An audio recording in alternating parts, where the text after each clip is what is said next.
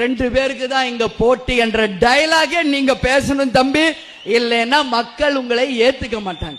75 வருஷ கட்சி, நீங்க இப்பதான் லாலிபாப் சாப்பிடுற ஃபர்ஸ்ட் ஸ்டெப் பாபி. அரசியல் வேறு, சினிமா வேறு. அது ஒரு தொழில், இது சேவை. இது மக்களை அன்றாடம் நாம் நேசிக்க வேண்டும்.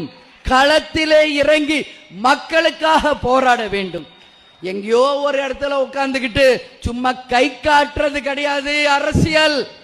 களத்தில் இறங்கி மக்களோட மக்களாக இருந்த தலைவர்கள் தான் அரசியலில் வென்றிருக்கிறார்கள். புரிஞ்சுங்க மக்களே, கலைஞர் இருக்கிற வரைக்கும் நீங்க ஏழைகளா தான் இருப்பீங்க. ஊழல் இருக்கிறதான் வறுமை அதிகமாகுது. எப்படி டிவி கொடுக்கிறாருங்கிற முதல்ல நீங்க பாத்துக்கிறது. மக்கள் டிவி தான் இலவசம். நீங்க கலைஞரோட உள்ளதை பத்தியா? ஆனா டிவி யாரோடைய பணம்?